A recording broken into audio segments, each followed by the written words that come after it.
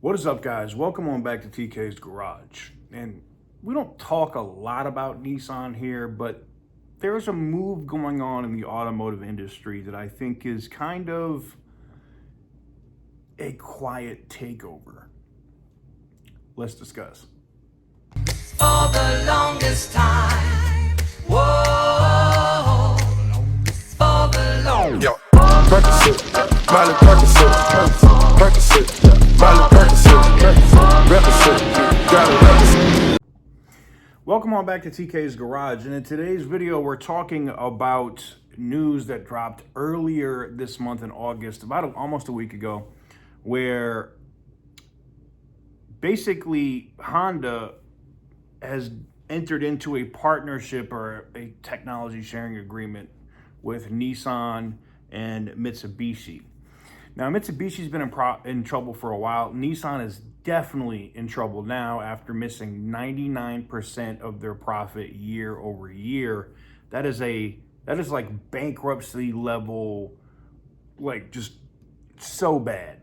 And Nissan has so much inventory that they can't sell, even with incentives.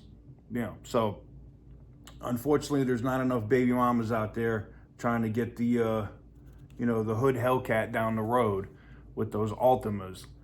And, the memes are funny and we joke and we say whatever, but it's hilarious to me because, Nissan made their target customer for their vehicles like people that have 5 repossessions on their record. And they're like, we're going to get you into this new, refurbished credit program. And what happens?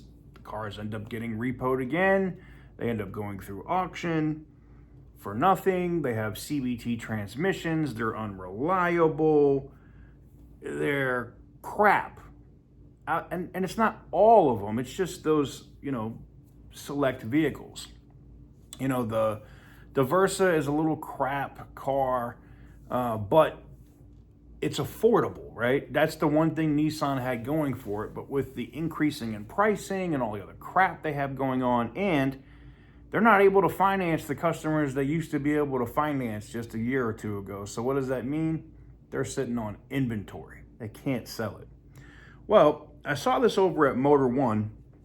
And when I heard the rumblings about this on August 2nd, I guess this happened August 1st, I was like, we'll see what happens with that.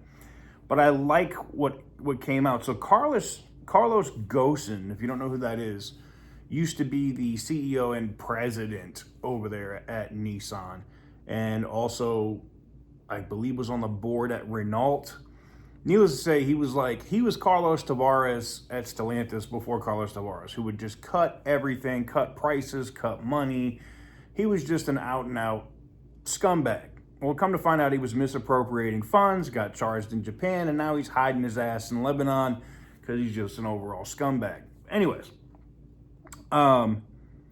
he came out and said he believes the Honda-Nissan-Mitsubishi alliance isn't really much of an alliance. He thinks Honda, which is, the biggest of those three for sure, is basically taking place in a quiet, disguised takeover of Nissan and Mitsubishi. Now, it would be smart for Honda. Honda could sell lower priced vehicles through Mitsubishi. The most food stamp cars they could drop with Mitsubishi. Nissan, they could kind of be like the mid-level brand. You have Honda, and then you have their high-end brand, Acura. It would not surprise me at all if that's what Honda was trying to do. Now, I don't know, I can't trust what Carlos Goen says as far as you can throw him, but I don't know if this is more of just a technology sharing agreement or alliance as like BMW and Toyota forged when they created the Supra and are using the powertrains and technology in different vehicles, or if Honda really is on some, would love to come here, would love to work with you, and then follow it up, keep it, hey, look, we got Nissan, we got this. Honda would love to have the GTR in its, situation. It would love to have it in their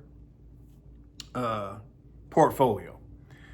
And I think the same thing with the Frontier, right? I mean, it's not like the Ridgeline doesn't sell okay, but if you had the Frontier, maybe they keep the Titan, bring the Titan back. I know that that's being discontinued, but maybe they bring the Titan back to have a full-size truck. It could be huge. But I leave the question to you. What do you guys think about this partnership between Honda, Nissan, and Mitsubishi? Or do you really feel like this is Honda just trying to get its foot in the door to take over both companies?